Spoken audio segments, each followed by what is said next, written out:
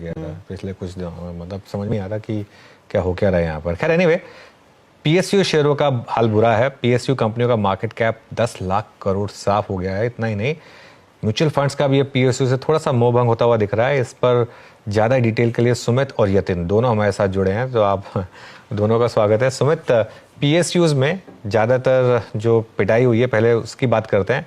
कहाँ सबसे ज़्यादा गिरावट आई है? देखिए, एक तो मासिव सेल ऑफ मार्केट्स में चल ही रहा है, स्पेशली मिड कैप में, स्मॉल कैप में, और उन सेक्टर्स में आपको ज़्यादा बिकवाली दिखाई पड़ेगी जहाँ पे पीएसयू का एक्सपोजर भी ज़्यादा है। तो पहले तो मिड कैप इंडेक्स 7% के आसपास वाइप आउट हो चुका है हायर लेवल से।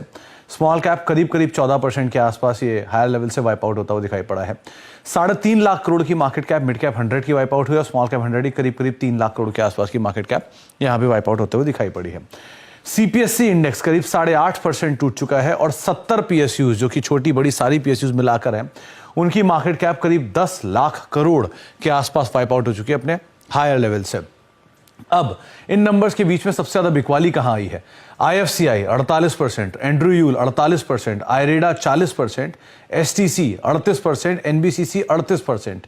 इसके अलावा आईटीआई 37%, एमटीएनएल 35%, एमएमटीसी 35%, आरसीएफ 35% और आरवीएनएल 35%। ये एक बड़ी सेल ऑफ की लिस्ट है। कुछ और नामों में केआईओसीएल 35%, इंडिया स्कूटर्स इंडिया करीब 33%, मिश्र धातु 32% और इरकॉन करीब 31% के आसपास बिकवाली यहां है। दो ऑब्जर्वेशन इसमें और क्रूशियल है। पहला वो जहां पे पब्लिक फ्लोट काफी कम है। मिसाल के तौर पे एंड्रू यूल 11% के आसपास का पब्लिक फ्लोट है महज, बाकी 90% पीएसयू की फ्लोट गवर्नमेंट के पास है। एसटीसी 10%, आईटीआई करीब 10% के आसपास का पब्लिक फ्लोट है, एमएमटीसी 10%, केआईओसीएल महज 1% पब्लिक फ्लोट है, 99% गवर्नमेंट की होल्डिंग है। स्कूटर्स इंडिया 6% के आसपास की पब्लिक फ्लोट है। तो ये वो शेयर है जो एक तरफा चले भी थे लो पब्लिक फ्लोट की वजह से, इसलिए बिकवाली। दूसरा ऑब्जर्वेशन, उन शेयरों में जहां रिटेल पार्टिसिपेशन बहुत ज्यादा है वहां पर भी काफी सेल ऑफ आता हुआ दिखाई पड़ा है।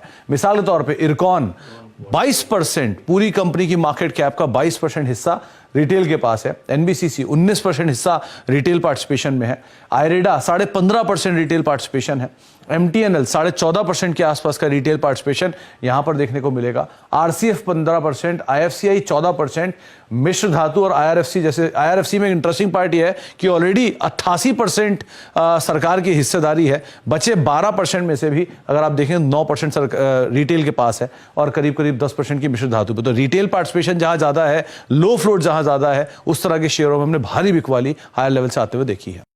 बता दें कि मनी कंट्रोल पर दिए गए विचार एक्सपर्ट्स के अपने निजी विचार होते हैं। वेबसाइट या मैनेजमेंट इसके लिए उत्तरदायी नहीं है। यूजर्स को मनी कंट्रोल की सलाह है कि कोई भी निवेश निर्णय लेने से पहले सर्टिफाइड एक्सपर्ट की सलाह लें।